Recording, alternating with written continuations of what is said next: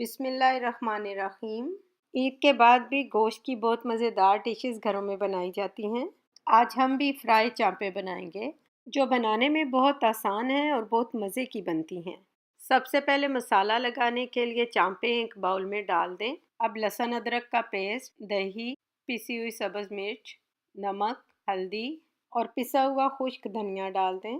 अब इन सब मसालों को चांपों के साथ अच्छी तरह मिला लें ताकि ये मसाला चांपों के सारी तरफ लग जाए। अब 2 से 3 घंटे के लिए इन्हें मैरिनेट होने दें।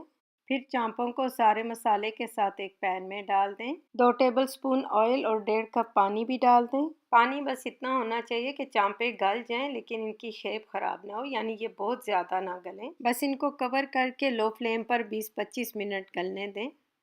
अब ये देखें, पानी भी खुश्क हो गया और चांपें भी गल चुकी हैं। अगर अभी भी पानी रह जाए तो फ्लेम को हाई करके पानी खुश्क कर लें। अब इन्हें ठंडा होने दें। अब चांपों को फ्राई करने के लिए कोटिंग बनानी है तो एक बाउल में बेसन डाल लें। बेसन को छान लें ताकि इसमें लम्स ना हो। अब इसमें ज़ीरा, चाट मसाला, कुटा हुआ खुश्क धनिया, हल्दी, पिसी हुई लाल मिर्च और नमक डाल दें। कसूरी मेथी को थोड़ा मसल कर डालें।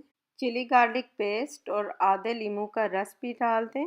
नमक और मिर्च आप अपने टेस्ट के हिसाब से कम या ज़्यादा कर सकते हैं। अब इन सबको मिक्स कर लें। पानी बिल्कुल थोड़ा सा डालें क्योंकि बाद में चांपों के साथ भी थोड़ा पानी डालेंगे। बस इस तरह गाढ़ा और स्मूथ पेस्ट बना लें। जब चांपें ठंडी हो जाएं तो इसमें डाल दें और 1-2 टेबलस्पून पानी डालकर बर्तन को रिंस करके सारा मसाला भी इसके अंदर डाल दें। अब इन सबको अच्छी तरह से मिक्स करें ताकि ये चांपों के सारी तरफ इस तरह अच्छे से कोट हो जाए। आप मीडियम गरम ऑयल में एक एक करके चांपें डाल दें। अगर कोई मिक्सचर बच जाए तो वो थोड़ा थोड़ा करके सब चांपों पर लगा दें और फ्लेम मीडियम लो पर रखें। बस हमें इतनी देर चांपों को फ्राई करना है कि इनके दोनों तरफ खूबसूरत सा कलर आ जाए। क्योंकि चांपें तो पकी हुई हैं, हमें सिर्फ बेसन की कोटिंग को पकाना है। जब ये एक तरफ से ब्राउन हो जाए तो इनकी साइड बदल लें। अगर साइड से बेसन कच्चा नजर आए तो आप इस तरह से करके साइडों से भी पका लें। जब ये सारी तरफ से खूबसूरत लाइट ब्राउन हो जाए तो इन्हें निकाल लें